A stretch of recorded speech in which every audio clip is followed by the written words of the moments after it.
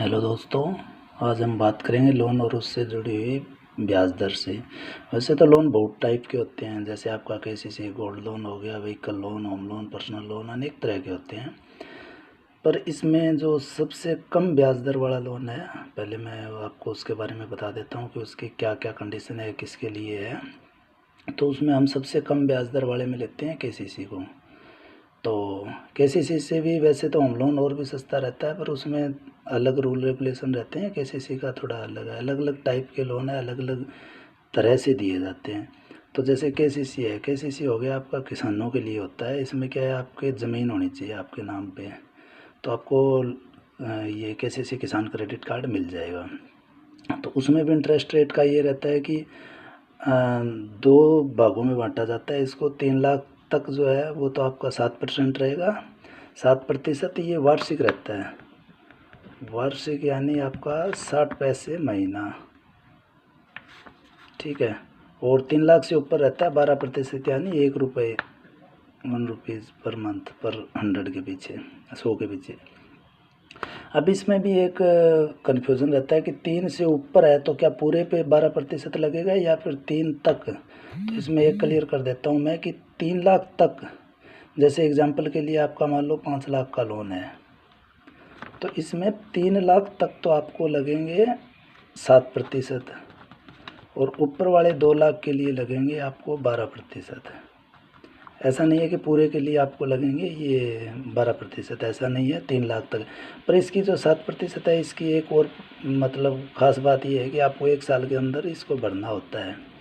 अगर आप 1 साल के अंदर मतलब रिन्यू कर देते हो भरना, मतलब एक दिन अगर भर दिया और उसके बाद भी अगर दोबारा भी वो विड्रॉ हो जाता है, तो यानी मिनिमम एक दिन के लिए आपको वो 5 जितने भी आपका टोटल पड़ रहा है इतना आपको जमा करवाना है। तो आपको ये सब जो 7% वाला बेनिफिट, 12% वाला, ये सब मिलता है। इसके साथ साथ जो 7% है ना, तो इसमें आपको ये मतलब 3% सब्सिडी मिल जाती है। सब्सिडी यानी अब जैसे आपका 7% के हिसाब से 21,000 ब्याज हुआ 1 साल का, 3 लाख का, तो आपको उसमें से 9,000 आपको सब्सिडी आ जाएगी, मतलब आपके 12,000 रुपये लगे। तो इस हिसाब से देखा जाए तो ये 4% के बराबर हो गया, यानी ये तो कुछ भी नहीं हुआ आपका, मान लो जैसे 30-35 पैसे के बराबर हो गया ये।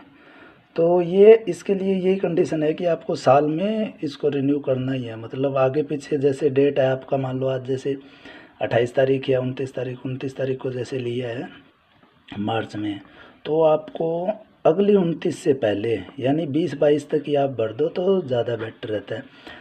तो यानी 1 साल के अंदर अंदर इसको रिन्यू करना पड़ता है, नहीं तो ये जो सब्सिडी वाली अमाउंट है ये नहीं आती है, और इसमें आप डिफ़ाल्टर भी हो जाते हो। तो मतलब 1 साल मिनिमम जो इसका ये है, मैक्सिमम टाइम इसका 1 साल रहता है। 1 साल में आपको भरना है। एक दिन भर के आप अगले दिन विड्रॉ कर सकते हैं, 24 घंटे के लिए अकाउंट में रखना होता है ये पैसा।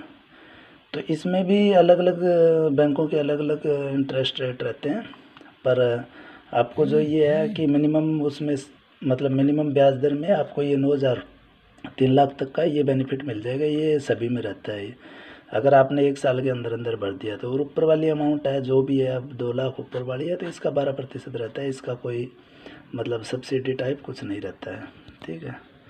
तो ये तो हो गया कि जिनके पास ये ज़मीन वगैरह हैं उनके लिए हो गया। अभी मान लो अगर जैसे किसी के पास ज़मीन नहीं है, तो बिना ज़मीन वाले को भी तो लोन चाहिए। अब ठीक है, 3 लाख तक तो इससे ले सकते हैं, 3 लाख से ऊपर है तो उसके लिए भी अलग इंटरेस्ट रेट हो जाता है, ये काफ़ी ज़्यादा, 12%, ये काफ़ी ज़्यादा हो जाता है। तो उसके लिए एक आता है, और ये जो है केसीसी ये किसानों के लिए ही है, मतलब ज़मीन वालों के लिए।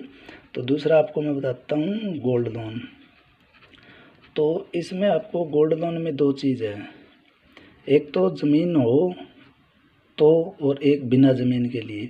अब ज़मीन है तो वो एग्री गोल्ड लोन मतलब आपका हो गया कि कितनी भी अमाउंट तक ले लो, मतलब आपको 10 लाख लेना है, अगर गोल्ड है आपका, गोल्ड का जितना रेट बनेगा उसके हिसाब से 10 लाख तक का भी मिल जाएगा। और एक होता है विदाउट ज़मीन, जिसके ज़मीन नहीं है, तो उसके लिए ये 2 लाख रुपए तक का एक इतना ही इसका अमाउंट है, जो मैक्सिमम अमाउंट इतना रहता है। पर इसमें आपका जो जैसे सोना देना पड़ता है, अब गोल्ड तो होना चाहिए, गोल्ड लोन जैसा नाम से ही पता चल रहा है। तो गोल्ड देंगे बैंक को, इसकी भी अभी जो टाइम बाउंड है वो 1 साल के लिए है। तो गोल्ड देंगे बैंक को, तो आपको गोल्ड का जो सोने की जो अभी 8% मान लो, जैसे 45,000 वैल्यू पर तोड़ा है, पर 10 ग्राम है।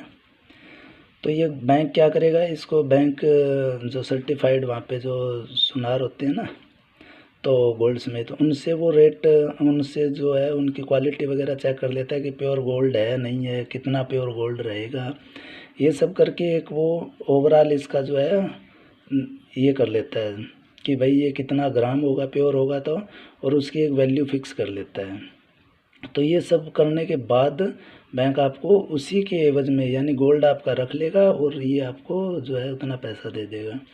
अब मान लो जैसे किसी के 20 ग्राम सोना है, तो रेट तो 45,000 चल रहा है, पर बैंक तो कुछ कम में के हिसाब से ही रखेगा, कल को अगर कम ज़्यादा रेट हुआ तो लगभग ये क्या करता है 80% के आसपास आपको उसका रेट डिसाइड करता है 45 का।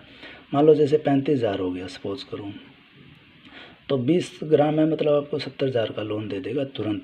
एक दिन का ही प्रोसेस है, इसमें कुछ बड़ा वो नहीं है, एक दिन में आपको तुरंत दे देगा। अब मान लो किसी के पास अगर 200 ग्राम है, तो 200 ग्राम का हो गया 7 लाख रुपए वैल्यू हो गई, तो 7 लाख तक का लोन दे। तो इसमें क्या है, आपकी ब्याज की दर है वो 7.25 यानी लगभग 60 पैसे पड़ती है। तो इसमें वो एक तो 3 लाख वाली कोई लिमिट नहीं है, और दूसरी इसका नुकसान ये है कि आपको कोई सब्सिडी नहीं रहती है। अब 60 पैसे में मिल रहा है तो ये भी काफ़ी कम है पर्सनल लोन से। तो पर्सनल लोन तो 13-14% रहता है, मतलब 1 रुपये से भी ज़्यादा रहता है। तो अब आपको इसका जो है प्रोसेस क्या है, प्रोसेस इसका बहुत ईजी है। आप सोना लेके जाओ, जो भी सर्टिफाइड सुनार होंगे तो वो आपका वैल्यू चेक करेंगे, और वैल्यू चेक करके आपको जो भी एक एस्टिमेटेड वैल्यू बनेगी वो बैंक को बता देंगे, और बैंक उसी पे आपको लोन दे देगा। उसके लिए आपको सिर्फ उस बैंक में आपका अकाउंट होना चाहिए, और 2 फ़ोटो जो भी आइडेंटिटी रहती है, आधार कार्ड, पैन कार्ड, ये सब देने पड़ते हैं। तो अब अगर ज़मीन वाले के लिए तो ये 7 लाख 8 लाख कितना भी हो सकता है, पर बिना ज़मीन के लिए आपका ये जो है अपर लिमिट 2 ही लाख सेट की है। अब 7 लाख लेना है, 2 लाख से ऊपर लेना है तो आपको वो ज़मीन की फर्द वगैरह भी देनी पड़ती है, और 2 लाख से नीचे लेना है तब तो कुछ भी नहीं देना। मतलब आपको सोना लेके जाना है, सोने की आपको स्लिप दे देगी बैंक, और उसी सोने को आप जब पैसे भरोगे 1 साल के अंदर कभी भी, तो आप वो पैसे भर दो और वापस ले लो। इसमें ये प्रोसेस रहता है कि 1 साल के अंदर अगर हम वापस भर रहे हैं, वापस मतलब गोल्ड निकाल रहे हैं, तो पैसे दे के और फिर अगर अपने को दोबारा करवाना है तो दोबारा से पूरा प्रोसेस स्टार्ट होता है इसका। ऐसा नहीं है कि एक दिन रख दिया और आपको वो गोल्ड मतलब ये कर देगा, रिन्यू कर देगा। रिन्यू नहीं होता है इसमें, दोबारा ही पूरा होता है सिस्टम। तो इसमें जो आपका चार्जेस वगैरह रहते हैं वो लगभग 2,000 के आसपास जो है वो चार्ज रहता है करवाने का। जैसे 700-800 रुपये तो गोल्ड स्मिथ ले लेता है, यानी सुनार ले लेता है वो सर्टिफाई करने का, और 1200-1300 रुपये इसकी जो है लगभग फ़ीस रहती है। तो ये कुल मिला के जो है 2,000 रुपये खर्च हो जाते हैं। तो ये अगर आपको अर्जेंट में ज़रूरत हो और सोना पड़ा हो, तो सोना बेचने जैसे कुछ लोग करते हैं कि चलो बेच देते हैं ज़रूरत पड़ी तो इसके लिए ये है कि आप अगर लोन भी लेके और 1 साल के अंदर अंदर वापस चुका दो। 1 साल में भी नहीं बन रहे हैं तो एक बार इधर उधर से करके आप जमा कर दो, और फिर दूसरे दिन फिर लोन करवा लो, और वही पैसा जो है आप 1 साल और ऑप्शन मिल जाएगा आपको। तो ये क्या है, कम ब्याज दर के लिए आई थिंक पर्सनल लोन के कंपैरिजन में बहुत अच्छा है। पर इसमें यही है कि आपके पास सोना रहना चाहिए, और बड़ा लोन लेना है तो आपके पास ज़मीन भी रहनी चाहिए।